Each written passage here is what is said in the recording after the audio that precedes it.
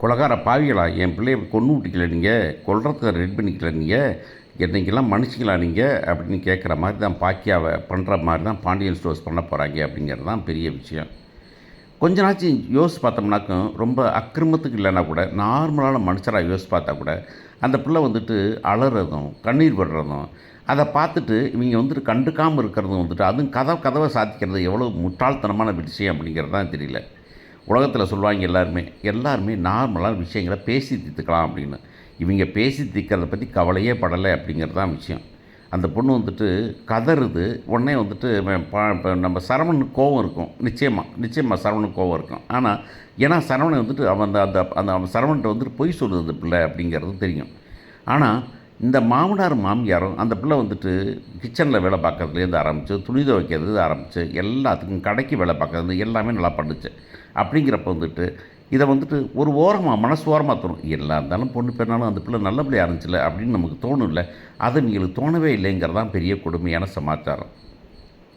சரவணன்ட்ட கதிர் பேசுகிறான். கதிர் வந்துட்டு ஏனே அது பாவம்னே அப்படிங்க தொடங்கினா கூட அதெல்லாம் முடியாது அப்படின்னு சொல்லிடுறாரு. அது செந்தில் வந்துட்டு எப்போவுமே ரொம்ப எகென்ஸ்டாக பேசுவான். செந்தில் ரொம்ப நியாயமான மனுஷன் மாதிரியும், செந்தில் வந்து ரொம்ப கேவலமான மனுஷனாகவும் ரொம்ப தேவையில்லாமல் பேசுவான் அவன். அன்றைக்கி பார்த்தீங்கன்னா இன்றைக்கி அவங்க மேலே படுத்து கிடக்குறாங்க. இவர் போய் பார்க்குறாரு, காவி துண்டை போட்டு போய் பார்க்குறாரு. பார்த்தா அவங்க வந்து இந்த பக்கம் கதிரும் அந்த பக்கம் செந்திலும் கையை பிடிச்சி படுத்துருக்காங்க.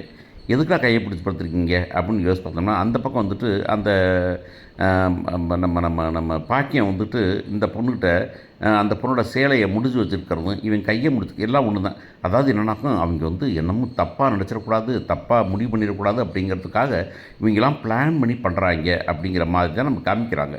ஆனால் ஆக்சுவலாக பார்க்க போனால் பிரச்சனையை சால்வ் பண்ணுறதுக்கு எவனும் யோசிக்கலை. இந்த நீ தற்கொலை பண்ணிக்காமல் இருக்குத்தான் நான் தடுக்கிறேனே தவிர பிரச்சனையை சால்வ் பண்ணதை பற்றி யோசிக்கவே இல்லை. இதே ராஜியும் நம்ம மீனாவும் கொஞ்ச நாச்சும் யோசித்தாங்கனாக்கா, இல்லை இந்த மாதிரி பிரச்சனை நடந்து போச்சு, இப்போ என்ன பண்ணுறது, நம்ம மாதிரி ஒரு பொண்ணு அந்த பொண்ணை வந்து நம்ம எப்படி இருந்துட்டு நம்ம கைவிடுறது அப்படின்னு யோசிக்கலாம். இன்னொன்று, இந்த நேரத்தில் வந்துட்டு அந்த உண்மையை சொல்லலாம், இந்த மாதிரி தான் பிரச்சனை நடந்துருக்குது. ஆனால் அந்த மயிலக்கா வந்து மோசம் இல்லைங்க. மயிலக்கா வந்துக்கிட்டு அவங்க அப்பா அம்மா சொன்னதை வச்சா பண்ணாங்களே தவிர மயிலக்கா மோசம் இல்லை அப்படிங்கிற மாதிரி பேசணுங்கிறது தான் விஷயம். நிறைய நேரத்தில் நம்ம யோசிச்சு பார்ப்போம். தப்பு அப்படின்னு தாண்டி வந்துட்டு நம்ம வந்துட்டு அவங்கள வந்து எப்படி சரி பண்ணுறது அப்படின்னு தான் யோசிப்போம். அந்த மாதிரி தான் யோசிப்பாங்க அப்படின்னு நான் யோசித்தேன். ஆனால் அப்படிலாம் இல்லவே இல்லைங்கிறது தான் பெரிய விஷயம். இப்போ இந்த பொண்ணு வந்துட்டு கதறுது. ஆனால் கதவை மூடிட்டாங்க. வந்துட்டு இந்த பொண்ணு வந்துட்டு நியாயம் கேட்குது. அந்த பொண்ணு தர்ணா பண்ணுது, கூட உட்காந்துருக்குது. அப்போ வந்துட்டு சக்திவேல் என்ன பண்ணுறா, சக்திவேல் வந்து எதுக்குமா அந்த உட்காந்துருக்கா அப்படின்னு கேட்குறாரு. அப்போ வந்துட்டு அந்த பாட்டி சொல்கிறாங்க, இல்லைப்பா நிறைய பொய் சொல்லிருப்பா அவ்வளோ இருக்குது, அதனால தான். பொய் சொன்னால் என்னம்மா பண்ணுறது, அதுக்காக வந்துட்டு நடுவில் விட்டுறான் அவன் இப்போ ரொம்ப நியாயமானவன் அவன் வந்து நம்ம வீட்டில் பிள்ளையை கூட்டி போடையா நம்ம அப்படின்னு ஒரு வெட்டி நியாயம் பேசுகிறாரு. அப்போ சொல்கிறாங்க, இல்லைப்பா அந்த பிள்ளை வந்துட்டு இப்போ குடும்பத்துக்கு வந்துட்டு நல்ல ஆகாத பிள்ளை அப்படிங்கிற மாதிரி தான் அவங்க முடிவு பண்ணுறாங்க அப்படின்னு பேசுகிறாங்க. குடும்பத்துக்கு கேட்ட பிள்ளை யாருமா, எந்த பிள்ளை நியாயமாக இருக்குது நியாயமாக இல்லை அப்படின்னு.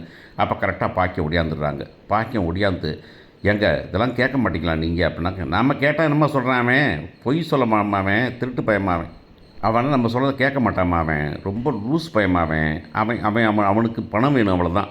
இந்த பணம் வந்து எங்கேருந்து வரும் அப்படின்னு பார்க்குறான் அவன் அப்படின்னு யோசிச்சு பேசினாக்க, உடனே இந்த அம்மா வந்துட்டு, பணம் தாங்க, அதாங்க பணம், எல்லாம் காசுங்க, வரதட்சணை கேட்குறாருங்கிட்ட அப்படின்னு அந்த அம்மா பேச, உடனே வந்துட்டு வரதட்சணையா, ஏன் மருமை அப்படிலாம் கேட்க மாட்டாருமா அப்படின்னு பாட்டி சொல்ல, உங்களுக்கு சொல்லுவது இப்போ வெளியே பேசுகிறது தான் பேச்சு.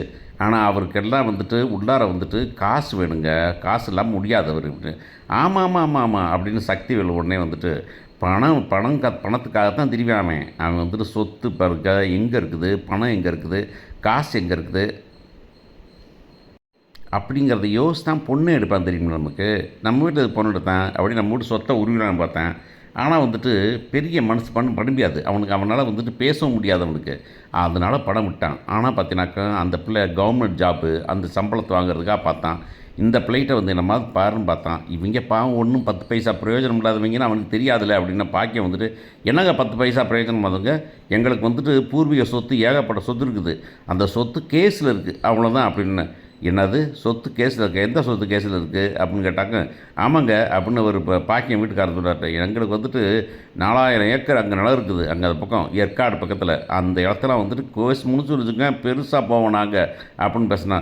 ஐயோ இந்த பேச்சில் ஒன்றும் குறைச்சல் இல்லைடா சாமி அப்படின்னு சொல்லிட்டு, சரி ஓகே இப்போ என்ன பண்ணலாம் அப்படின்னு யோசிச்சாங்க. டக்குன்னு அங்கே பார்த்தாங்க, அங்கே வந்து மயில் மயக்கம் போட்டு வந்துருப்பாங்க. மயில் மயக்கம் போட்ட உடனே என்ன மயக்கம் அப்படின்னு சொல்லிட்டு உடனே வந்துட்டு டாக்டரை போகலாம் அப்படின்னு சொல்லி டாக்டரை போயிட போகிறாங்க. ஆஸ்பத்திரிக்கு போனாக்க அந்த பொண்ணு வந்துட்டு ரொம்ப வீக்காக இருக்குது, அதனால் முடியலை அப்படின்னு சொன்னாக்க உடனே போலீஸ் போயிட போகிறாங்க. போலீஸ் போயிட்டு என்னம்மா பிரச்சனை அப்படின்னாக்கா உடனே பாக்கியம் சொல்ல போகிறாங்க. இங்கே பாருங்கள், என்னை வந்து என் மருமகளை வந்துட்டு என் மகளை வந்துட்டு வரதட்சணை குடும்பங்களே வெளியே அனுப்பிவிட்டாங்க, அதனால் அந்த பிள்ளை வந்துட்டு சோறு திங்காமல் மயக்கம் போட்டா, அவ்வளோதான், மற்றபடி ஒன்றும் இல்லை அப்படின்னாக்கா. என்னது வரதட்சணையா, வரதட்சணை கேட்குறாங்களா, யார் கேட்குறது அப்படின்னாக்கா நம்ம பாண்டியன் குடும்பம் தான் அப்படின்னு சொன்ன உடனே பாண்டியனை அரெஸ்ட் பண்ண போகிறாங்க. இங்கே வந்துட்டு இந்த பொண்ணு மயில் போயிட்டு ஐயோ அதெல்லாம் கிடையாதுங்க, எனக்கு வந்து வரதட்சணை கேட்கல, என் மாமியாரோட நான் வாழணும், அவ்வளோதான், நீங்கள் பாருங்கள் அப்படின்னு சொல்ல போகிறாங்க. என்ன நடக்க போகுதுன்னு பார்ப்போம்.